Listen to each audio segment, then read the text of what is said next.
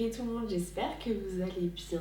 Aujourd'hui, je vous retrouve pour une nouvelle vidéo spécialement pour vous, les filles célibataires. Donc si tu es dans une phase de célibat et que tu te dis ok, j'ai vraiment envie de me marier un jour, cette vidéo est vraiment pour toi.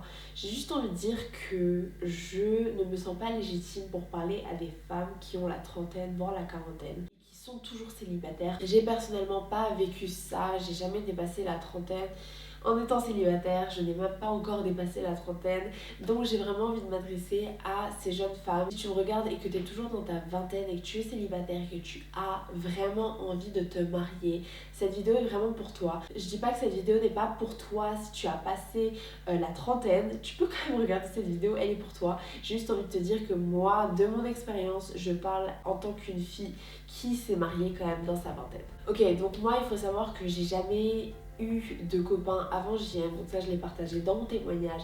Donc je peux dire que à mes 20 ans, je me suis mis en couple du coup avec mon mari aujourd'hui. Je me suis mariée, j'avais 21 ans. J'ai été mariée relativement tôt, ça je l'admets totalement.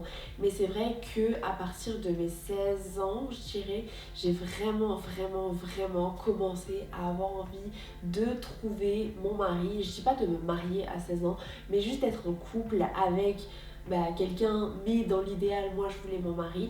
Dès mes 16 ans, honnêtement, j'étais là en mode ok, j'ai envie de me marier, j'ai envie de trouver mon mari, j'ai envie de construire quelque chose, et surtout qu'à 16 ans, tout le monde a un copain. Enfin, je veux dire, c'est assez classique d'avoir un copain. Et moi, comme je me privais vraiment de ça parce que j'avais envie que mon copain soit mon mari, mon futur mari, et que clairement autour de moi il y avait beaucoup de non-chrétiens, surtout au lycée, j'étais là en mode je vais pas trouver mon mari là. Et donc j'étais pas en couple, et le fait de voir quand même toutes mes copines être en mode love toute la journée, j'étais là en mode vas-y, j'ai envie d'être en couple. Et ce qui a été surtout challengeant pour moi, c'est quand je suis partie à Jeunesse en Mission, donc quand j'avais 17 ans, jusque mes 20 ans j'étais à Jeunesse en Mission, et j'étais littéralement constamment entourée de chrétiens, et il y avait beaucoup de gars qui avaient mon âge, qui étaient cool, etc. Et donc automatiquement tu commences à te faire des films, tu commences à avoir des crushs aussi, et tu commences à te dire ok, en fait là c'est possible. Je veux dire, à 17 ans tu peux commencer une relation sérieuse, tu peux être en couple avec ton futur mari éventuellement. Donc automatiquement pour moi c'était un peu plus dur à ce niveau là, parce que il y avait des gars chrétiens autour et qui étaient vraiment bien, et on sait toutes comment on est en tant que femme. Crush est égal t'imaginer mariée, avoir des enfants avec lui, enfin bref, ça peut aller très loin dans nos têtes. Donc j'ai juste envie de vous partager quelques conseils qui m'ont aidé personnellement, en tout cas pendant ces 4 ans, à vraiment me dire ok Victoria, profite de ton célibat à fond et juste vis bien ton célibat. Alors je vais pas vous dire que j'ai réussi à atteindre un point où je me suis dit ok, la vie de célibataire c'est le feu, c'est la meilleure vie au monde. J'ai jamais atteint ce point. Ça, si vous voulez ça, il faut parler avec JM, parce que lui il a vraiment expérimenté comme ça, et pour moi c'est vraiment un cadeau mais de fou. Moi je l'ai vécu bien, je dirais qu'il y a eu des hauts et des bas, mais franchement j'ai quand même profité de mon célibat. Je regrette pas ce que j'ai fait pendant mon célibat, je regrette pas l'attitude que j'avais. Certes à des moments j'étais un peu en mode ok là les amis c'est bon là, j'en ai marre, j'ai envie de me marier. Et encore une fois j'étais quand même très jeune, mais en même temps j'avais déjà ce désir. Donc si tu me regardes et que tu es dans la même situation, tu es légitime, tu as le droit de vouloir te marier, même si tu n'as que 20 ans, c'est totalement ok. Donc la première chose que j'aimerais vous dire, c'est soyez patiente et persévérez. Persévérez dans la patience. Donc au final, soyez patient. C'est un fruit de l'esprit, la patience. C'est quelque chose de biblique, c'est quelque chose que Dieu nous demande dans plein de domaines de notre vie, d'être patient. Et cette saison d'attente, elle n'est pas forcément facile quand on espère se marier, quand on crée vraiment ce désir dans nos cœurs. Et encore une fois, j'essaie d'expliquer vraiment ce sentiment d'avoir envie de se marier, mais je sais que si vous regardez cette vidéo, c'est que vous l'avez et c'est que vous me comprenez totalement. Peu importe ton âge, si tu as ce désir dans ton cœur, ça peut être difficile. C'est important de comprendre que c'est qu'une saison. Je dis bien saison d'attente parce que cette saison, elle est très courte quand on y pense. On est beaucoup plus longtemps mariés que célibataire. Et donc cette saison est courte, donc profite de cette saison vraiment comme jamais. Il faut vraiment voir le côté positif de cette saison, c'est que ok, t'as le temps pour plein de choses et on va y revenir après. Mais dis-toi qu'une fois que tu seras mariée, tu regarderas ta période de célibat et tu te diras ok, c'était bien quand même. Et je dis pas que tu vas regretter quoi que ce soit. Si t'as vécu ta période de célibat à fond, tu vas pas regretter. Mais tu vas être là en mode ok, waouh, genre c'était quand même bien ce moment-là. Et encore une fois, être marié, c'est magnifique, c'est incroyable, c'est une bénédiction de fou. Je dis pas le contraire. La deuxième chose, c'est le fait de se focaliser sur Dieu. Je pense que tu as déjà entendu ça 15 000 fois. En tant que célibataire, les couples mariés qui te disent ok, focus-toi sur ta relation avec Dieu, c'est le plus important. Et j'ai vraiment envie de vous dire que c'est vrai. Et surtout vous expliquer pourquoi. Ta relation avec Dieu va être ton roc, ça va être ta fondation. Tu vas rentrer dans le mariage avec ta fondation qui est soit sur le roc ou sur le sable, qui est solide ou faible. Et si tu veux que la fondation de ton mariage soit Christ, tu as besoin de toi venir avec ta relation ultra solide avec Dieu. Je sais que le danger du mariage, c'est surtout nous en tant que femmes, c'est de croire qu'on va pouvoir s'appuyer sur notre mari, mais à tous les niveaux. Certes, il va nous booster, il va nous élever plus proche de Dieu, il va être également un appui pour nous, mais ce n'est pas ton sauveur, ce n'est pas lui qui va avoir ta relation personnelle avec Dieu. Ça, c'est quelque chose de totalement personnel et à ce niveau-là, tu dois vraiment être indépendante dans le sens où tu dois déjà venir avec ta relation avec Dieu qui est solide avec Dieu. Bien sûr, après dans le mariage, on fait plus qu'un et on a une relation commune également avec Dieu, mais ta relation avec Dieu ne saute pas, elle reste ta fondation hyper importante. Je partageais dans ma précédente vidéo que la femme a une responsabilité de construire sa maison. Et c'est ça en fait. Si tu construis ta maison sur la bonne fondation que tu as déjà apprise quand tu étais célibataire, c'est-à-dire ta relation personnelle avec Dieu, ta maison va être solide, ta maison va tenir, ta maison va être inébranlable. Tu as un temps privilégié de pouvoir vraiment fonder, avoir toutes les bases avec Dieu, donc prends ce temps parce que crois-moi, ça peut être un choc et ça l'a été pour nous. Quand tu te maries, bah, tu as beaucoup moins de temps avec Dieu parce que tu vas devoir investir dans ton mariage et automatiquement c'est sûr que ton temps va être divisé et encore plus quand tu es maman, mais c'est normal.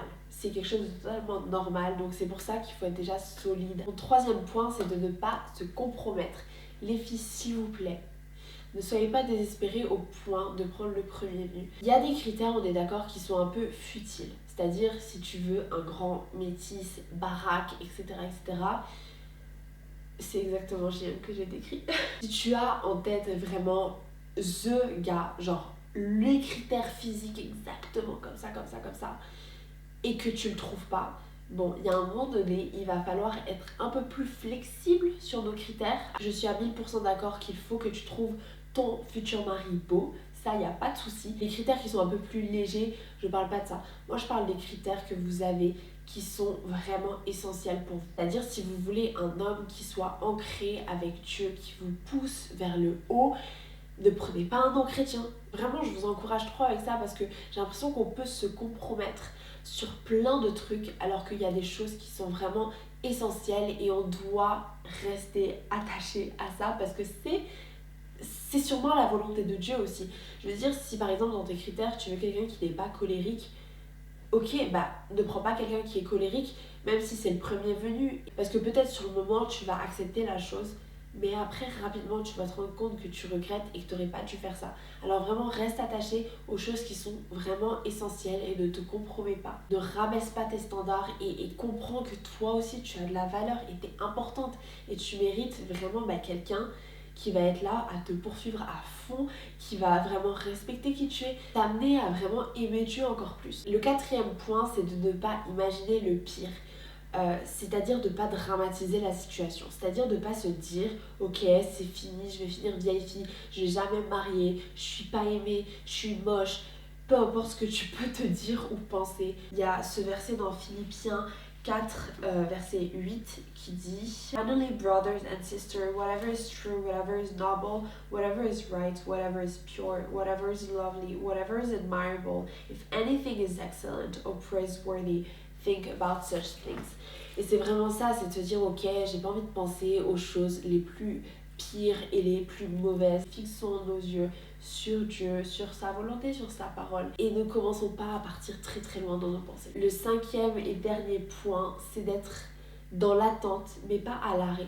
C'est-à-dire que ton célibat, ça va pas être une finalité. Donc continue d'avancer en fait, fais des choses, ne te mets pas à l'arrêt parce que tu attends ton mari. Ça, c'est le pire truc à faire. Investis dans des amitiés avec des filles, ça va être un pilier essentiel pour la suite. Il faut pas que tu rentres dans ta saison de couple, de mariage en te disant ok, mon seul ami, c'est mon mari. Il faut que tu aies des amitiés filles aussi à côté. Je t'encourage trop à faire une liste des choses que tu as envie de faire en tant que célibataire. Faut vraiment te motiver et te dire ok, c'est une trop bonne saison et je vais la vivre à fond parce qu'à tout moment, mon mari il arrive. J'ai pas envie d'avoir juste attendu la venue de mon mari, mais j'ai envie d'avoir profité à fond. Donc fais-toi une liste des choses que tu veux faire avant de te marier. Peut-être ça va être juste faire du surf au moins une fois dans ma vie. Vraiment, prends ce temps pour te dire ok, mon célibat, ok, je vais le vivre à fond et je vais bien le vivre pour avoir aucun regret quand je serai mariée. Voilà, j'espère que cette vidéo t'a encouragé et que tu te sens boostée de te dire ok, je suis célibataire et c'est ok, c'est pas grave, tout va bien se passer, je vais me marier à un moment donné où je m'y attendrai le moins. Et c'est ce qui s'est passé pour moi, franchement, j'étais là en mode, j'en avais un peu marre des gars qui étaient là en mode ok, genre ils commencent à initier un truc et au final, non, il n'y a rien. Et honnêtement, ça me saoulait. J'étais là en mode, ok, j'ai envie d'un gars mature, j'ai envie de quelqu'un qui va vraiment partir à ma conquête, tu vois, vraiment un homme. Et c'est ce qui s'est passé avec JM. Et à ce moment où je disais ça, je crois que JM est arrivé genre un mois après. Et je me suis dit, ok, heureusement que j'ai pas compromis, heureusement que j'ai été patiente et que j'ai lâché prise. Vraiment parce que il y a encore des gars comme ça en 2024. Les filles, j'ai envie de vous dire, si vous êtes dans cette même situation que j'étais avant de rencontrer JM, en mode, ok, les gars, il y a beaucoup de gars immatures et ils savent pas ce qu'ils veulent, etc. Et moi j'étais un peu comme ça. Et je condamne pas les gars. Je veux dire, je ne fais pas du tout une généralité.